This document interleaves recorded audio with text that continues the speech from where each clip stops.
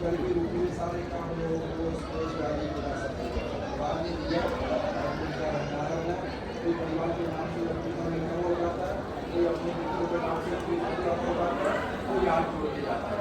आग बढ़ाने की उसका मान बड़ा खुशी करने का जगह है। ये सामने जो मंदिर देख रहे हैं आप लोग, ये वही जगह है जहाँ ब्रह्मा जी का मंदिर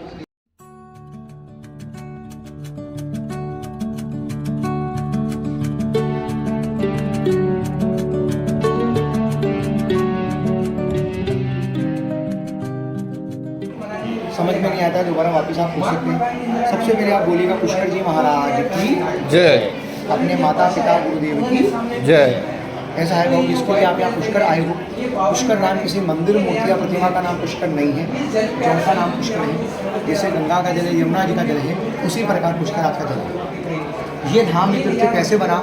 एक समय की बात थी, भगवान विष्णु क्षीर सागर में सहन कर रहे थे, आराम कर रहे थे, तो उनकी नाभि से कमल का पुष्प निकला। उस कमल के ऊपर भगवान ब्रह्मा ने मृत्यु लोक में पृथ्वी पर अपना तीर्थ बढ़ाने के लिए उसी कमल के पुष्प को ब्रह्मलोक से गिरा। वह कमल का पुष्प ब्रह्मांड के साथ चक्कर लगाता हुआ इस पवित्र भूमि में आकर के पुष्प गिरा और सरोवर का पुष्प नाम फूल का हुआ, कर नाम ब्रह्मा के हाथ। संस्कृत में अपन फूल को बोलते हैं, पुष्प हाथ को बोलते हैं कर। दोनों को जुड़ा नाम रखा गया पुष्प प्लस। ब्रह्मा जी ने अपना धाम बनाया। धाम बनाने के बाद में यज्ञ करने का विचार। यज्ञ में पत्नी का होना आवश्यक होता है। भगवान ब्रह्मा का 2 पत्नी। स्मृति में देखिए आप इधर, ये जगत पिता ब्रह्मा है, ये भगवान ब्रह्मा का सेकंड वाइफ है, दूसरा पति है वेद माता गायत्री, जिनका अपन मंत्र जाप करते हैं ओम भूर वसु है। ये भगवान ब्रह्मा का दूसरा पत्नी है। ये ब्रह्मदेव का पहला पत्नी माँ सावित्री है, जो कि सुहा का देवी कहलाता है। अपने घर परिवार में सुहागन माताएं बहनें बिंजे लगाती है, मांग करती है, वर्ष सावित्री के व्रत करती हुई सावित्री माता का देव।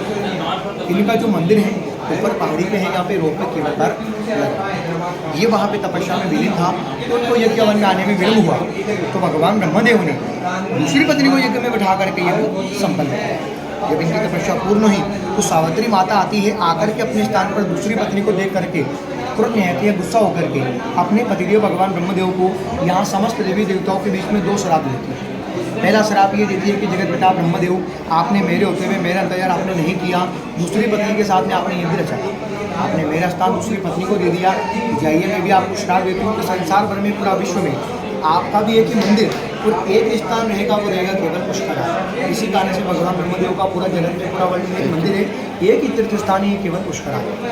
दूसरा श्राप ये दिया कि आपने दूसरी पत्नी को यज्ञ में बिठा करके समस्त गृहस्थ नियम को आपने भंग किया है, समस्त गृहस्थ नियम आपने तोड़े हैं। तो कोई भी परिवार वाला फैमिली पर्सन आपके मंदिर मूर्ति की पूजा अर्चना नहीं करेगा।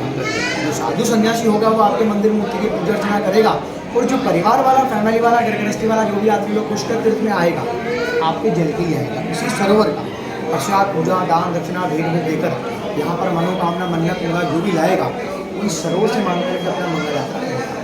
आप दोनों मेरे से बड़े घर में समस्त देवी देवताओं का अपन पूजा करते हैं, फोटो भी रखते हैं, केवल भगवान ब्रह्मदेव को छोड़ के जो साधु होते हैं उनको अधिकार है मंदिर मूर्ति की पूजा अर्चना करते हैं। परिवार वाले फैमिली वाले पहले सरोवर पे आते हैं, जल का स्नान करते हैं। स्नान का समय नहीं होता है, अपने हाथों की कानों पे मस्तक के जल का छीड़ा मारते हैं, यहाँ फूल प्रसाद चढ़ा के मनोकामना मांग के फिर मंदिर का दर्शन करते हैं, तब पुष्कर आने का यात्रा सफल कराते हैं। मुख्यतः यहाँ पे यात्री लोग 2 कार्य से आते हैं, ध्यान से सुनने के 2 काम। पहला जो काम होता है किसी के घर में 7 पीढ़ी 7 पीढ़ी जिनके माता पिता दादा दादी नाना नानी नहीं होते, अपने पितरों का पूर्वजों का या श्राद्ध पिंडदान तर्पण करने के लिए यात्री लोग बताते हैं। जिसके पास पिंडदान का समय नहीं होता है या जिसके पिता होते हैं तो वो पुत्र पिंडदान नहीं करता, तो अपने पितरों के आशीर्वाद प्राप्ति के लिए उनको यहाँ पे जल तर्पण देते हैं। हमारे जो आदि खुशी घूमने फिरने आते हैं अपने पितरों को जल देते हैं, उनका आशीर्वाद प्राप्त करते हैं। अपने पितर अपन से आस करते हैं मेरा बेटा मेरा पोता या मेरे परिवार कुल में से कोई तीर्थ में जाएगा तो मुझे याद करेगा जल डाल देगा, क्योंकि जो सुपात्र होता है वही तीर्थों में आकर के अपने पितरों को याद करके जल देता है, जो कुपात्र होता है तीर्थ में आकर तीर्थ दे करके चला जाता है। जैसे गंगा जी में माता का होता है, प्रयाग में पिता का होता है, यहाँ पुष्कर तीर्थ में 7 पीढ़ी 7 कुल का विधान। दूसरा जो कार्य होता है यात्री लोग यहाँ राज्य खुशी घूमने फिरने पधारते हैं, परिवार सुख शांति के लिए, मंगल कामना के लिए, व्यापार वृद्धि के लिए, बच्चों के भविष्य के लिए, माता पिता की दीर्घ कामना करने के हिसाब से आते जैसे आप लोग यहाँ पे पधारते। बाहर यहाँ से संस्था का दुकान है, 20 रुपये का फूल प्रसाद का थाली मिलता है। पति पत्नी जुड़े से आते अकेले आते हैं, अकेले परिवार का नाम लेकर के बैठ के यहाँ प्रसाद चढ़ाते हैं। प्रसाद में 2 से 5 मिनट का समय लगता है। प्रसाद पूजन आपको ब्राह्मण करवाता है। ब्राह्मण का कोई चार्जेस या मांगने का काम यहाँ पे नहीं है। परमात्मा ने आपको जो भी तीर्थ में देने योग्य बनाया अपने पूर्वजों के निमित्त, फैमिली के निमित्त, यहाँ पे 52 घाट 1000 मंदिर है पुष्कर में। और पुष्कर तीर्थ में रहने वाले समस्त गरीब ब्राह्मणों का एक ही जगह गवर्नमेंट का संस्था कार्य यहाँ पे चैरिटी बना हुआ है।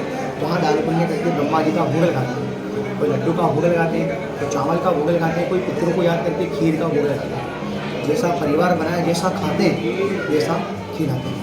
3 चीज़ कभी किसी के पार्टनरशिप में नहीं होता है, धर्म पुण्य और स्त्री। धर्म पुण्य और धर्म पुण्य और स्त्री। स्थल स्त्री। जो खाना खाता है उसका पेट भरता है, शादी करता है तभी पेट भरता है। जो कर्म और दान करता है उसी को फल की प्राप्ति होती है। पुष्कर तीर्थ का जो पूरा नाम इसके अंदर लिखा हुआ है, तीर्थ गुरु पुष्कर है।